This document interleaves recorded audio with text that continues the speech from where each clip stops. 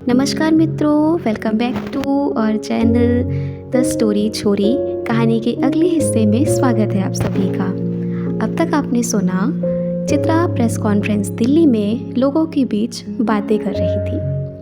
अब आगे 10 साल पहले अक्टूबर 2010 बनारस शहर सच और सपने के बीच कहीं बसता है। बनारस में कोई समझ नहीं सकता कि सच क्या है और सपना क्या है।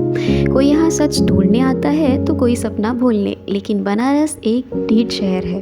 यह लोगों के सच को सपने में बदल देता है और सपने को सच की तरह दिखाने लगता है। बनारस के चौराहों पर जिंदगी के मायने गोल गोल घूमते रहते हैं। कोई पकड़ लेता है तो कोई खाली हाथ लौट जाता है।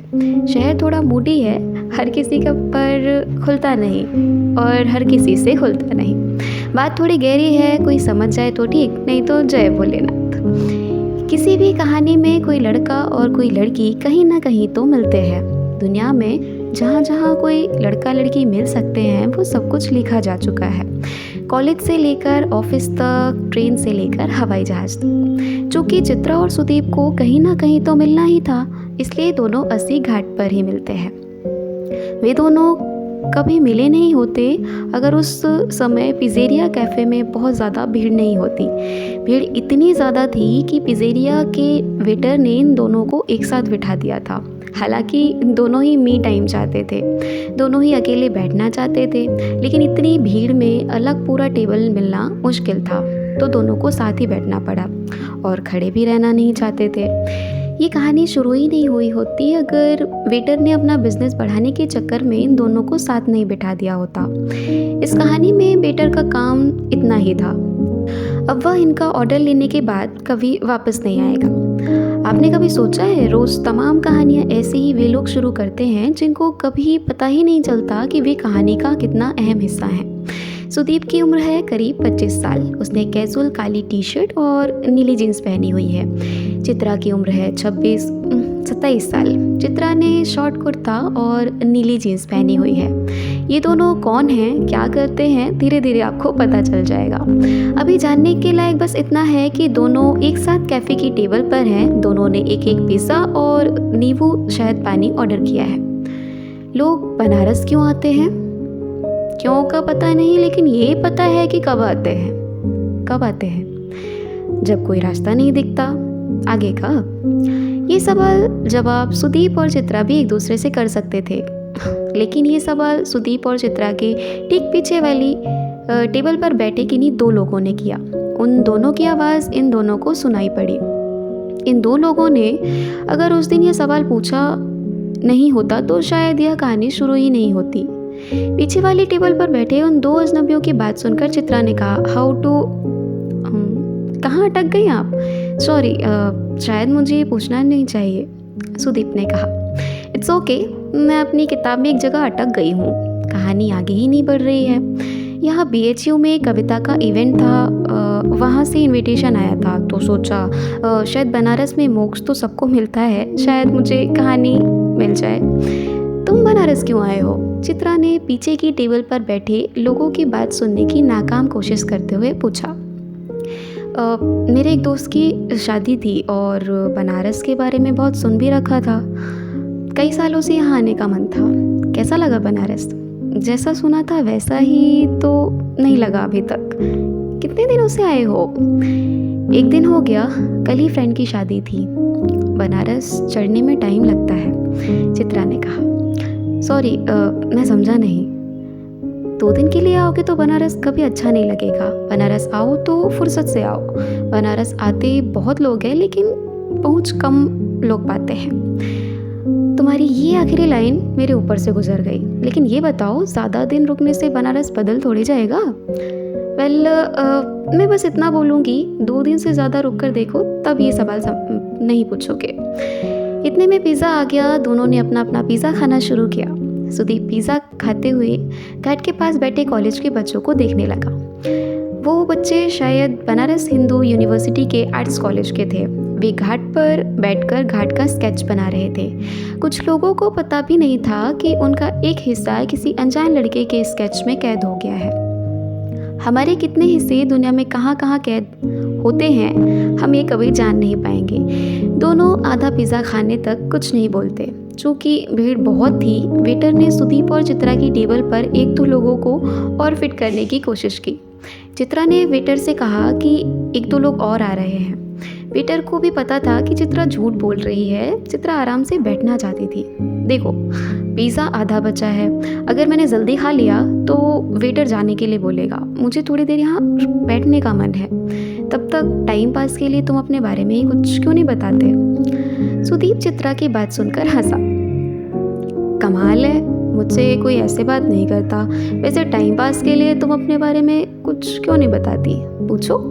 शहर मतलब जहाँ की मैं हूँ या जहाँ मैं रहती हूँ? मोस्टली लोगों के दो शहर होते हैं, एक जहाँ के हम होते हैं और एक जहाँ हम रहते हैं। जहाँ तुम रहती हो दिल्ली और तुम्हारा मुंबई, और तुम रहने वाली कहाँ की हो? भोपाल, और तुम लखनऊ। वैसे ये शहर वाले सवालों से तो तुम बोरिंग सी नौकरी करने वाली एमबीए टाइप लग रहे हो। तुम जज कर रही हो मुझे? हाँ, कर रही हूँ। अब कुछ अच्छा बताओ, चाहे झूठ बताओ, मज़ा आना चाहिए बस। मैंने 12th के बाद पढ़ाई नहीं की। What? Are you serious? 100% serious. ये हुई ना बात, फिर करते क्या हो? मैं इतना कुछ खास नहीं करता। मैंने करने के लिए लोग रखे हुए हैं। डील क्या दी, तुम तो फेंकने ही लगे। लेकिन चलो, कम से कम ये बोरिंग तो नहीं है। अब तुम पूछो, तुम किताब क्यों लिखना चाहती हो? फिर से बोरिंग सवाल। किसी को नहीं पता होता कि वो किताब क्यों लिखना चाहता है। फिर भी कोई तो वजह होगी। मुझे नहीं पता क्यों लिखना चाहती हूँ, शायद नेम फेम के लिए। अब मेरी बारी। पूछो, नाम क्या है तुम्हारा? अब तुम बोरिंग सवाल पूछने लगी। एक बोरिंग सवाल तो पूछ ही सकती हूँ। सुदीप यादव। एक मिनट, सुदीप यादव तो सुना हुआ नाम है। तुम्हारी कंपनी का क्या नाम है? फिर बोरिंग सवाल। अरे बताओ। बुक माई ट्रिप। तो तुम द सुदीप यादव हो? हाँ, सुदीप यादव हूँ। नाम के पहले द लग गया है, मुझे नहीं पता था। खासकर जब कोई इतना अच्छा पिज़्ज़ा खा रहा हो, और तब तो मेरी बात बिल्कुल भी नहीं करनी चाहिए। सुदीप ने एक पिज़्ज़ा का एक पीस अपनी प्लेट में रखते हुए कहा। मैंने पेपर में पढ़ा है तुम्हारे बारे में, लेकिन ये स्टार्टअप वगैरह मुझे ज़्यादा समझ नहीं आता। मैं अखबार नहीं पढ़ता, इतना टाइम ही नहीं रहता मेरे पास। तो तुम्हें पता कैसे चलता है कि आसपास क्या चल रहा है? चित्रा ने अपने पिज़्ज़ा का आखिरी पीस खाते हुए पूछा। मेरी असिस्टेंट मुझे सब अखबारों में से मेरे काम की खबरों की एक रिपोर्ट बनाकर भेज देती है। तो जिस सुदीप यादव के पास बिल्कुल भी टाइम नहीं है, वो यहाँ बनारस में बैठकर आराम से पिज़्ज़ा खा रहा है, और मैं उससे कोई फालतू की बोरिंग सी बातें कर रही हूँ। बताया ना, मैं एक दोस्त की शादी में आया था और फिर मैंने 3 दिन का ब्रेक भी ले लिया। ब्रेक किस लिए? मेरे डॉक्टर ने दवा के साथ छुट्टी भी प्रिस्क्राइब की थी। बनारस का प्लान बना तो सोचा यहाँ रुक कर देखते हैं। हुआ क्या है तुम्हें? तुम ज़्यादा ही पर्सनल नहीं हो रही? राइटर कब से जर्नलिस्ट टाइप सवाल पूछने लगे? सुदीप ने अपना पिज़्ज़ा ख़त्म किया। वेटर अब तक इनकी टेबल पर घात लगाए बैठा था। सॉरी, लेकिन सुदीप यादव ऐसे ही किसी टेबल पर टकरा जाए तो थोड़ा तो एक्साइटमेंट तो बनता है। मैं झूठ नहीं बोल रहा, मैं सुदीप यादव नहीं हूँ, ना ही मेरी कोई कंपनी है। मैंने MBA किया है और एक नॉर्मल सी नौकरी करता हूँ। सुदीप यादव के बारे में आर्टिकल पढ़ा था कभी, बस आज मौका देखकर फेंक दिया। चित्रा को कुछ समझ नहीं आया कि सामने बैठा हुआ लड़का सच बोल रहा है या झूठ। आरती शुरू होने को है। अच्छा लगा आपसे मिलकर मिस राइटर। चित्रा पाठक नाम है मेरा, और तुम्हारा? क्या फ़र्क पड़ता है, मान लो सुदीप यादव ही है। अपनी किताब पूरी कर लेना तो भेजना मुझे, कंपनी के वेबसाइट पर मेरा एड्रेस है। सुदीप आरती देखने चला गया और वहाँ उन बच्चों के साथ स्केच का हिस्सा हो गया। चित्रा ने अपना बिल अदा किया, वह भी घाट पर आरती देखने बैठ गई। उसको सुदीप दिख रहा था, लेकिन वह जिस तरफ बैठी थी वहाँ से सुदीप उसको नहीं देख सकता था। आरती के बीच बीच में चित्रा सुदीप की तरफ देख रही थी। थोड़ी देर अब बाद सुदीप जहाँ बैठा था वहाँ से उठकर जा चुका था। चित्रा ने 1-2 मिनट तक उसको आसपास देखने की कोशिश की, लेकिन वह दिखा नहीं। हर अधूरी मुलाकात एक पूरी मुलाकात की उम्मीद लेकर आती है। हर पूरी मुलाकात अगली पूरी मुलाकात से पहले की अधूरी मुलाकात बनकर रह जाती है। एक अधूरी उम्मीद ही तो है जिसके सहारे हम बूढ़े होकर भी बूढ़े नहीं होते। किसी बूढ़े आशिक से मरने से ठीक पहले कहा था कि एक छटांग पर उम्मीद पर साली इतनी बड़ी दुनिया टिक सकती है, तो मरने के बाद दूसरी दुनिया में उसकी उम्मीद बांधकर तो मर ही सकता हूँ। बूढ़ों की उम्मीद भरी बातें सुननी चाहिए, अच्छी लगती हैं, बस उन पर यकीन नहीं करना चाहिए। लेकिन ये सब बातें एक उम्र में कहाँ समझ आती हैं। चित्रा को उम्मीद ना होती तो उसने वह सब थोड़े किया होता जो उसने किया। थोड़ी देर बाद चित्रा वहाँ जाकर बैठ गई जहाँ सुदीप बैठा हुआ था। उसने अपने मोबाइल पर सुदीप यादव नाम गूगल किया। वह यही सुदीप यादव था जिसके बारे में चित्रा ने थोड़ा बहुत सुन रखा था। चित्रा ने एक बार फिर चारों ओर नज़र दौड़ाई, लेकिन वह कहीं नहीं दिखा। आरती खत्म करके वह कमरे में आ गई। उसने अपना लैपटॉप खोलकर एक पन्ना लिखा।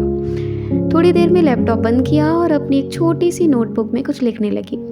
थोड़ी देर में वह उससे भी बोर हो गई। उसने होटल के कमरे का टीवी ऑन किया। टीवी पर इश्किया फिल्म का गाना दिल तो बच्चा है जी चल रहा था। लाइट ऑफ करके वह नहाने चली गई। जब वह नहाकर लौटी तब टीवी पर मुन्नी बदनाम हुई चल रहा था। उसने टीवी बंद किया और सोने की कोशिश करने लगी। उधर सुदीप ने ताज होटल में एंट्री करते ही रिसेप्शन पर अपने लिए अपडेट पूछा। रिसेप्शन पर खड़ी लड़की ने उसको बड़ी इज्जत से बताया कि अभिजात सर का फ़ोन आया था। उन्होंने कहा है कि ऑफिस में सब नॉर्मल है, आप आराम से अपनी छुट्टी पर रहें, कुछ भी अर्जेंट होगा तो वो आपके लिए मैसेज छोड़ देंगे। सुदीप ने रिसेप्शन वाली लड़की को सुबह 5 बजे वेकअप कॉल देने के लिए कहा। उसने डिनर लिया और कमरे में आकर दवा खाकर टीवी ऑन कर दिया। उसने ध्यान ही नहीं दिया कि टीवी का वॉल्यूम बहुत तेज़ था और टीवी ऑन करते ही मुन्नी बदनाम हुई गाना बजना शुरू हुआ। उसने तुरंत टीवी बंद कर दिया। सुदीप ने सोने की कोशिश करते हुए आसमान में देखा। उधर चित्रा अभी तक सो चुकी थी। आगे की कहानी के लिए बने रहिए हमारे साथ। धन्यवाद।